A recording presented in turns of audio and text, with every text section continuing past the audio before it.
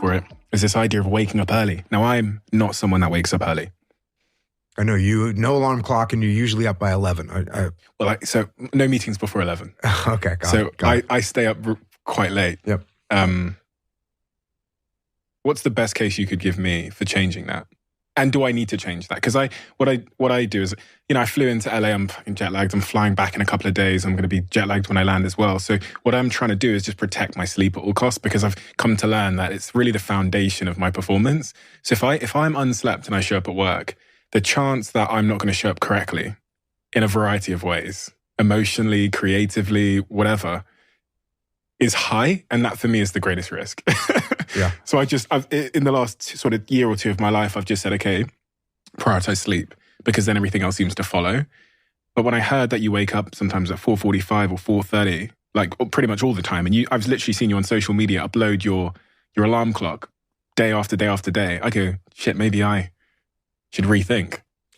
No, I think if you've got a system that's working well for you, and then I wouldn't change anything, right? If you feel like you're performing well, you're physically healthy, you're getting all the work done that you need to do, you're a naturally more of a late night, late morning type person, I'd run with it. If you were telling me, sometimes I get up, sometimes I don't, sometimes I work late, sometimes I don't work out every day, sometimes I feel groggy. If you were telling me that kind of thing, I'd say, okay, pick a time and start waking up at that time every day. It doesn't have to be 4:40. It could be 8 o'clock, could be 7 o'clock. It doesn't matter. Could be 11 o'clock. But try and go to bed around the same time and try and wake up around the same time. And that's going to be a great foundation for everything that you're doing. And I would say when you wake up in the morning, do some kind of exercise, because I think that is very helpful in getting your day started correctly. What are your non-negotiables in your life in terms of habits, routines, disciplines? I wake up early and I work out every day. That's kind of those are the minimum requirements in my life.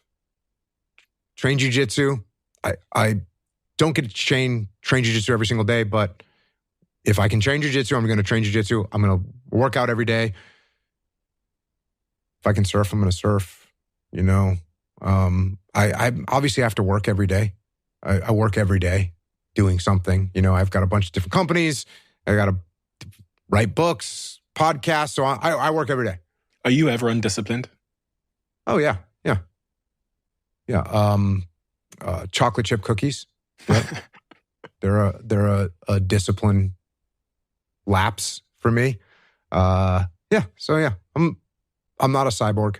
When people look at someone like you that's, done all the things you've done, you've been a SEAL and you've written all these books and started these companies, and actually the drink I'm drinking now is one of your products, which is what's that in front of you? It's an energy drink called Go. Go. Delicious, by the way. Oh, thank you. I think my mouth has been connected to my brain during this interview, so I think it's working. I understand there's misconceptions that people have of me, because they assume, it's kind of like the halo effect. We assume because someone's done something well, they do all things well.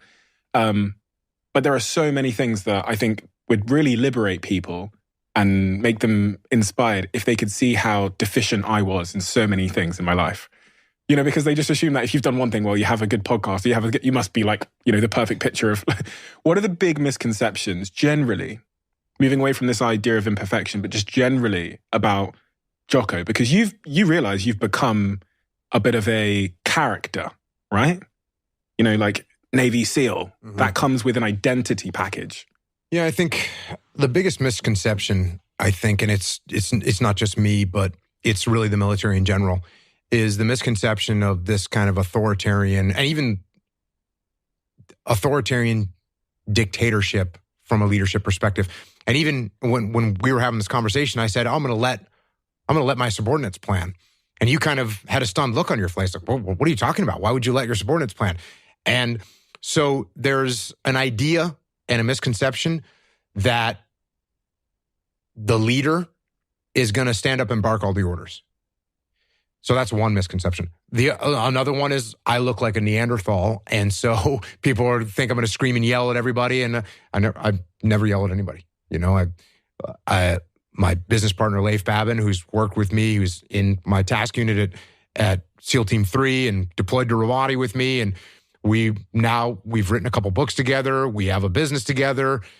And he was like my direct subordinate in Ramadi and during a workup. And, like I never yelled at him.